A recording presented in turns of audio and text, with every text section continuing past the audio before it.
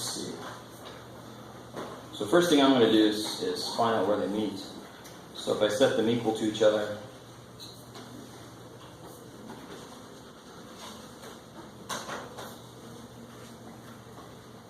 is that cool? Can you read that? Y minus 2, y plus 1. So you get y equals 2, y equals negative 1. So they meet at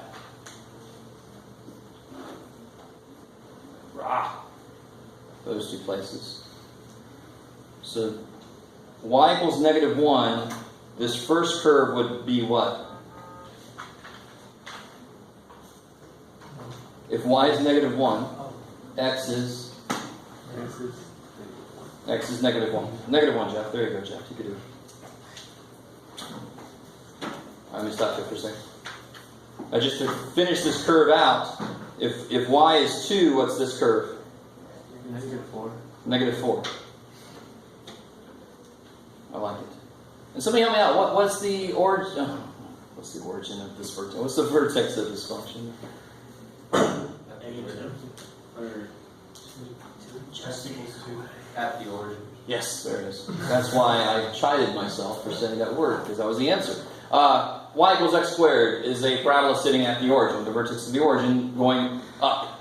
X equals y squared hasn't been shifted anywhere, so there's still the origin is the vertex, but it's pointed up in terms of the x-axis now, right? Why do I consider this to be up? Because that's where the y's are positive. So if x equals y squared, that would be where the x's are positive. So x equals negative y squared, it's like that. Yes, no? Y equals x squared? X equals y squared? X equals negative y squared. Not a big deal. So it's up and down, now it's left and right. So that's another point on this. So there's that piece. And of course, that's just going to be, I know those 2 points are on this because that's where I got those 2 points from. Cool? So now I just have to connect them with the shape that this makes. And this is just a straight line. So I make that big, there you go. Yay. So that's why it's so good to find where they cross, because then you know both functions have those points as points. And then you just connect them with the shape that that function makes. That's how you get the region you're talking about. Okay. So now I'm rotating this about x equals 2. So what kind of thing is that? It's a who's your what line?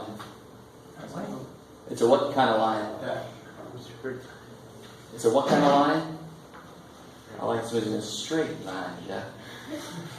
Horizontal, vertical? Vertical. Vertical line at 2. So I'm going to rotate, that's my rotation axis. I'm going to rotate around this axis. So it's like this, right? And it's going to go like that. Around. I like it. You guys kind of see that? I can't draw it for you. You know that. I can barely handle 2. I'm like 1.5 deep at best. So we have that space or something? Total is of empty space. Is this hugging the axis I'm rotating around? No. That region is not hugging that axis, so I have empty space. I like it. And if I want to use disks, and I better be able to, because that's all we really know yet, it's got to be integral d what? D what? See, I need some more room. Oh, I'll try to make it somehow. Empty space somewhere? No.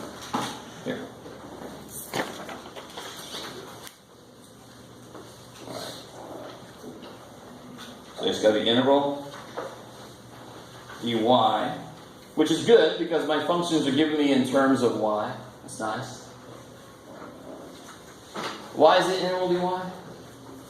Yeah, it's around y. It's around something parallel to the y-axis, so it'll be dy. I like it. So what's my? So then you just do this. I know there's empty space. So John pointed out this is going to be an inner-outer thing. It's officially what the book would call a washer method. It's just freaking disk method with 2 disks. Don't feel like there's a whole other method you got to know. So what's the inner radius? What function did I stop at for the inner radius? Negative y squared. Negative y squared. But how much? So what's the bigger thing between these two? This is always the way that will work. It's always bigger minus smaller. So what's x here? 2. And that's bigger than the x's here, isn't it? And what are the x's here? Y squared? Negative y squared. The x's are negative y squared here. I didn't want that to make sense. It's always bigger minus smaller. It's crazy. Negative y squared. So this inner radius is going to be 2 minus negative y squared, so 2 plus y squared. Like. Some of you guys might realize you could have just said y squared and added the extra 2 on there, but you got to be careful about the negatives and stuff. So what about the outer radius? What's that going to be?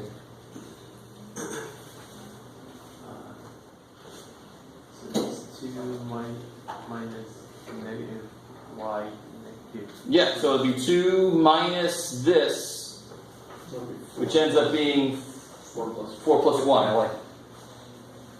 2 minus this will be 2 plus y plus 2, 4 plus 1. So please realize what I'm saying. If the axis is ever not, the rotation axis is not one of your main axes, bigger minus smaller, right? Is the axis bigger than your function? Then it's axis number minus function. Or the other way around. It's always that.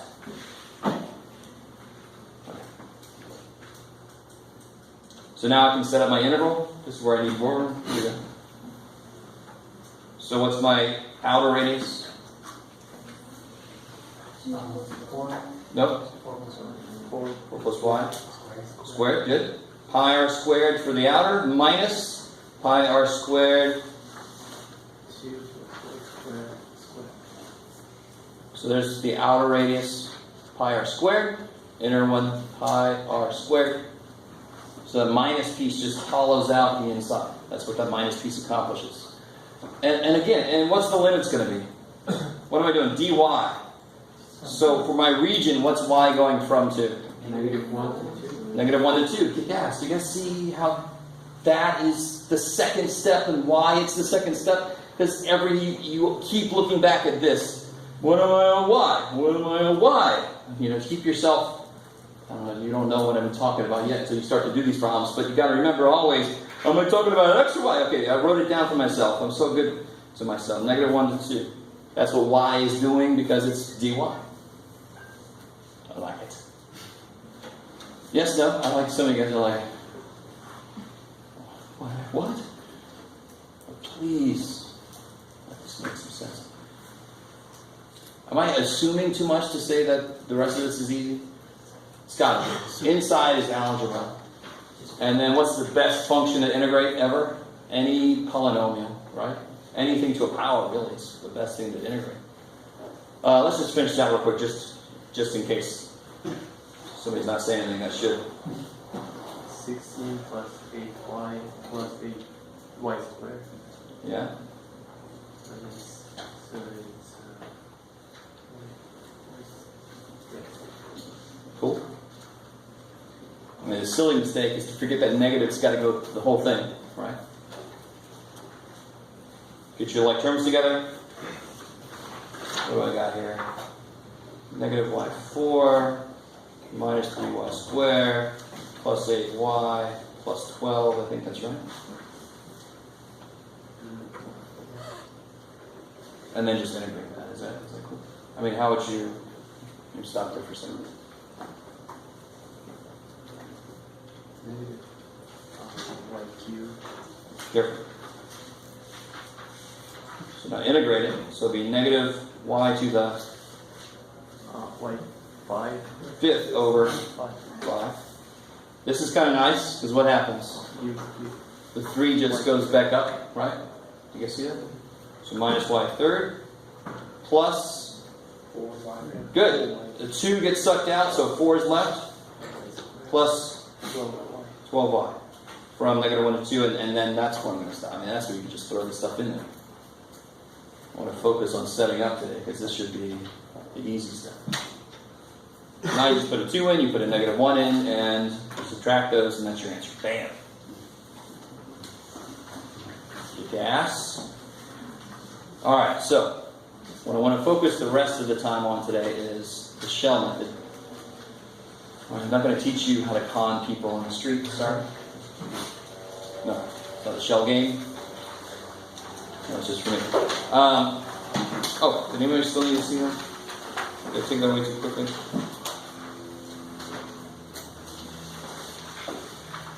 Okay. So I mean, this. I sort of want to give this to you early, so you might start reading it over just to get a preview. We're going to revisit this once we finish completely talking about shells, because this just lays it all out there. But just to show you a couple things, in the disk method, like I said, whatever the axis that you're parallel to rotating around, then that's the d blank. Integral dy if I'm parallel to the y-axis rotation, and so forth.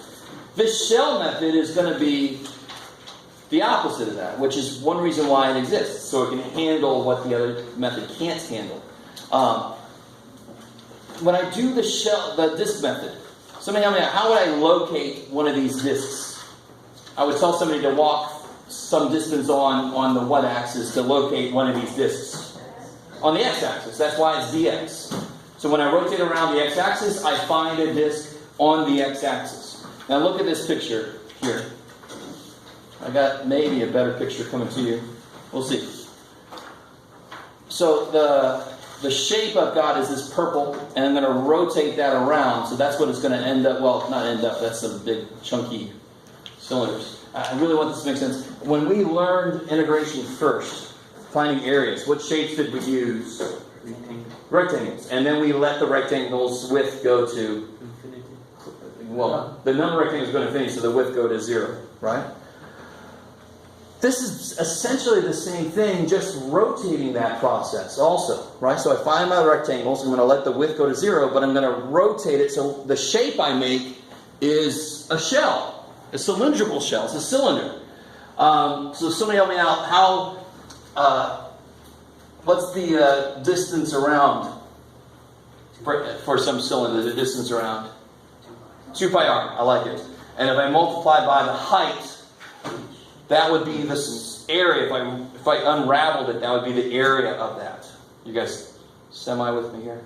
So that's how they develop surface area of a cylinder. So if I have a cylinder, and you can imagine like a soup can, and you slice it down one side and you open it and you make a little rectangle. Of course you do, right? Because if you take a rectangle and fold it, you made a cylinder. Hey. So if I slice it here and open it up, it'll be rectangular. But how long is this, of course? Well, it came from this. So this is 2 pi r. And how tall is it? Well, that'll be h. So the area of this is 2 pi r h. But what's built in here is this, it's not just a line, it's not just width 0 or width whatever, it's got a width to it. It's got a thickness. So this will be 2 pi r h times the thickness. So you actually get a little volume there. So this is a little different than the disk method. This method, we took areas, added them up, and ended up with a volume. This method is more straightforward in a way. You take a volume and you cut it into smaller volumes, and if you add all the volumes up, you get the total volume. So that's this green, the volume of this thing would be that, and I'm going to add it up over the whole range of x's. Why the range of x's? Because it's freaking dx. Right? Which axis am I rotating around here? The y-axis, and it's dx. Good. Because how do I locate one of my rectangles? If I'm rotating around the y-axis, I locate a rectangle on the x-axis, and vice versa. So it's the way you locate the disk for disk method, that's why it works the way it does, or the shell method. You locate it on the axis perpendicular to the one you're rotating on. That's why this is the opposite. If I'm going around the y-axis, it's dx. So remember, this method is nice. X-axis dx, yay. This exists so it can handle anything that can't handle. So it's got to be set up differently or else it's the same damn thing. They have the same problems. Maybe.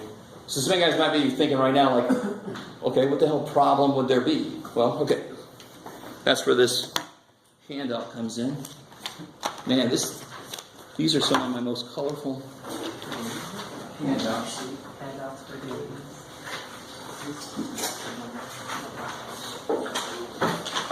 There's some room at the bottom because you're going to work this problem out.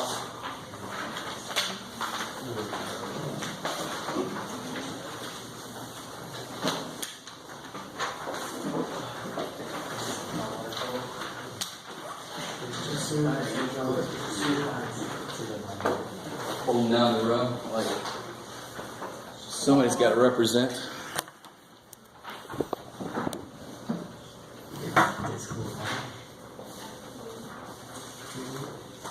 All right. Yeah, exactly. So obviously I stole the pictures from somewhere, but this is all me here.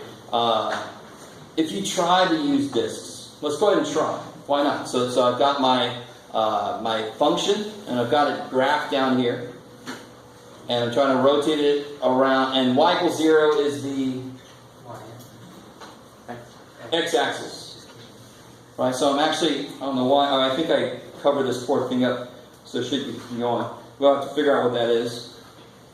So it's this region here, the x-axis and the function. I'm going to rotate it around the y-axis. So if I wanted to use disks, I could immediately write integral d y-axis. y, right? That's what disks requires. Which means the function I'm going to use on the inside has to be a function of y. I like it. What is it currently a function of? X. Can you solve for x? I like that. No. Try to. What do you do? How do you solve for x? Change x and y. No. I'm not trying to find the inverse. You Yeah. can't change the function you're using. Take that function and solve for x. I know, just, You can't. yeah. If you factored it, it's not going to get you anywhere. You've got x squared, 2 minus x, is that cool? Equals y. Right? You factored it? Yeah. And then how does that help? No, it doesn't help. Not. So don't feel bad. I'm not trying to make you feel bad. It's just, we know there's a whole implicit differentiation thing that's even worse, where you can't solve for either freaking letter. So of course there's going to be functions that there's one letter I can't solve for. So the function they've given me has to be in terms of x. So my method has to allow me to have a dx there. Do you understand now why shells is required? Because if I use shells instead, so give up on disks. Disks, you're just not going to freaking work for me. So we have to have another method, and that's, I tried to show you some generic shape. If you rotated it, this is what it would look like. There's our cake pan, right? And so here's a representative shell piece of this. And if you just go along the entire function and rotate this one and rotate, you would end up with this shape. Let me stop there. And I think that idea is better represented here, because it shows you several combining to try to make the shape you would get if you rotated this thing. Maybe. So what's involved in setting up a shell method integral? I have to know the radius. So for this shell they gave me here, this right here, what is this radius going to be? Now I put a little xi down there because I can't just put x, but the radius is going to be whatever the value of x is, right? So not f of x. What's f of x going to be? The height. Yeah, the function is going to represent the height, just like it did when we were doing Riemann sums. Right? The f of x was the height times delta x was the width, so you end up with an area of a rectangle. And then we added them all up to get the integral. Ooh, remember that? So it's still going to be the height. F of x is going to be the height, unless it's like between, I could have something between two functions, and then the height would be the difference in those two functions, but that's later. We'll leave that for later. Alright. So my height is very often f of x, not always. This is sort of like the simplest possible situation. The radius is almost always just going to be the variable that you're using here, right? So for us, obviously, I want you to realize we're using dx for this problem, right? The whole thing works the same if you're using dy, except it'll be 2 pi y f of y. And it's just in terms of y then. Okay, maybe. So here's my 2 pi radius, because the radius is going to be whatever the x value I'm currently at. 2 pi radius times the height is whatever the function value is at that point. That's how tall that is at that point. Maybe. So for us, so I know this volume is going to be the integral. And then normally you just take the 2 pi out front, just like we take the pi out front for disks, right? You doing okay? Let's see, dx. Can you set up one? Oh yeah, sure. You want to see it? All right. So locate an arbitrary rectangle. In fact, draw one somewhere in there so that you don't draw the same one I am. Just because. All right, so I'm going to draw mine here. So everybody's got a representative rectangle. So how far over from the rotation axis is that rectangle? The one that you drew, the one that I drew, it's how far over? X over. Let me stop there for a second. I got some really neat looks.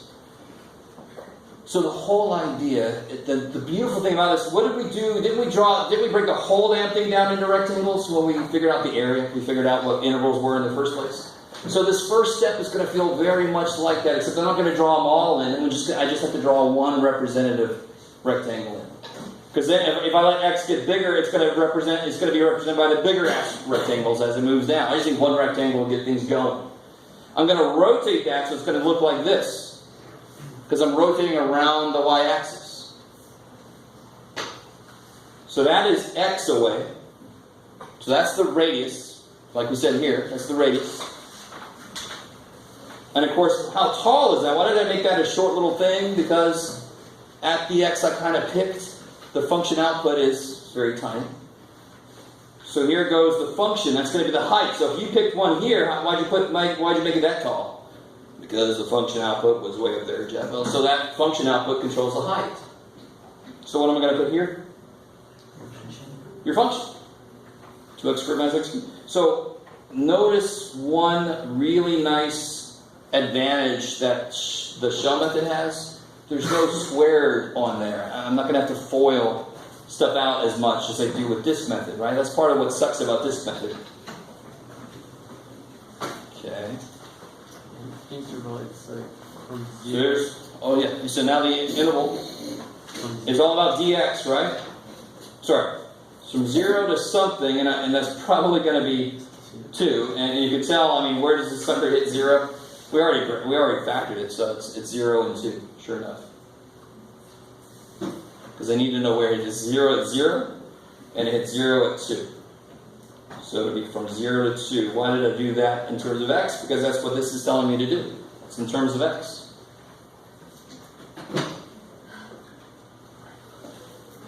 I can sense the pure hatred of this emanating from some of you guys, but I won't. Too bad. What's most important right now is that you understand where these came from. What steps do you have to take? Graph the region. Write your integral. Now it kind of depends on which method you think you have to use. So since I'm rotating on the y, if I think I have to use shells, I'm going to put dx. Then you draw in a rectangle. Trust me, you don't want to skip any of these steps. Do you multiply by 2 in the other half? I love it. Let me see how I can say this. Where's the rotation? This is a little bit harder to kind of see, but what is the area of just this rectangle by itself? What's the area of this rectangle? X. Yeah, well, delta x, dx times f of x, right? So the area of that rectangle, this guy's area would be f of x dx. When I multiply by 2 pi r, that's where the rotation comes in. Right? Is it cool? For the most part. That's a weird way to say it actually in my brain, but it's pretty much, that's what represents the fact that I'm rotating it, making it into a full shell. So you gotta trust in the method. This is why I only have to draw the 2D. I don't have to draw any 3D for these problems, because this represents the volume of a shell, of a cylinder. That's what it represents. So it's going to capture the whole damn thing. You just have to set your limits up right, all that kind of stuff. You don't have to think, how do I capture the other piece? No. That's what's built in to this function, to that equation. I understand your question, but yeah, okay. I'm making a big deal of it because that's the part of this that people have trouble with. You have to trust in this idea. This idea is beautiful. It says exactly what you have to worry about. What's the radius? Is it x or y? Depending on what I'm rotating around. Plug in the function there. And then get the right limits. That's all you have to worry about because the concept that built that function includes the rotation already. I like it. Ken was like, dude, alright. So then this is nice. Like I said, you'll immediately love the fact that there's no foiling with this, which is really nice. Right now there isn't. There might be a little bit of foiling with this. Well, that looks like, oh, that's fine. And then you distribute. And now this is the easy step, right? I mean, this should be the easy step. You integrate, you plug your numbers in. What do you do? I like it.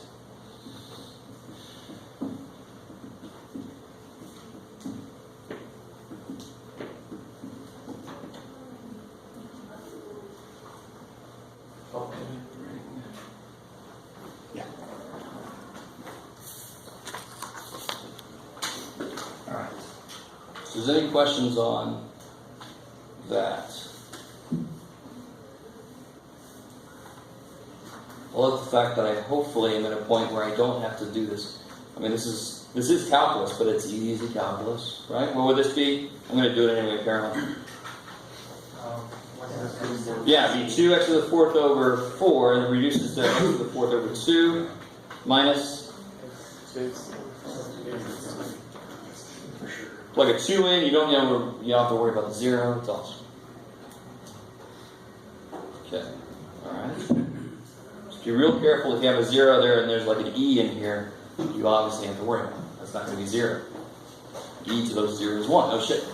Alright, so I had interesting trouble with my printer. I was going to print a sheet out on the back of this and it just did not even want to think about doing that, so I apologize for this, but oh well.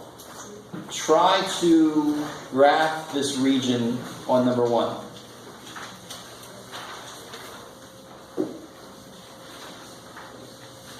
You guys see one?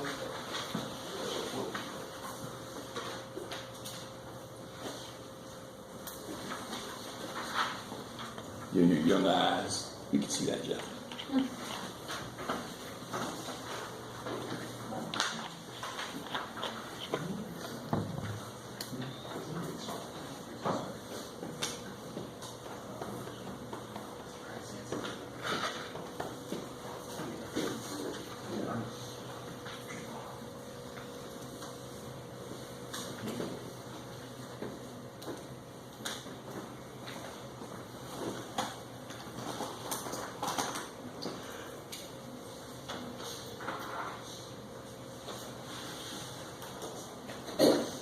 So it kind of made these functions work well together. I don't know if you noticed that yet. What's the first thing you should do before you graph anything?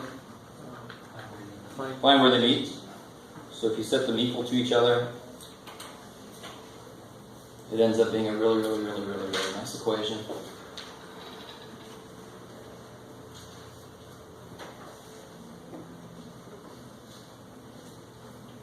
Alright, so they meet at plus or minus 2. Yeah. So here's the beauty of this. I know that part of this class was dealing with graphing functions, showing the correct concavity and increasing, decreasing, and I even took points off because I'm evil if it looked like your function was straight when it should be curved. Ooh, I'm evil. Now the the graph we're making for this kind of problem is just a little anchor graph, just a reference. It doesn't have to be. So here's the way I would do this. How would you do it, Joe? I would say, okay, there's negative 2, there's 2. At negative 2, where is this function? 7. At negative 2, where's this other function? 7, good. It's a trick question. So at 2, they're both at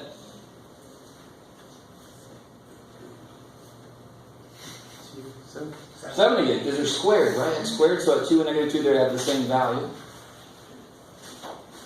Now here's how you differentiate. At 0, where's this? 3. At 0, where's this? 11. So see, is my scale perfect? No, I don't give a shit, because it's just for a reference, right? It's not. That's not what I'm grading. It's this picture. So you have a down parabola. Holy crap, and an up parabola. Good thing I'm not grading on shit there, Jeff. Good job. I can't let it go. Let it go. All right.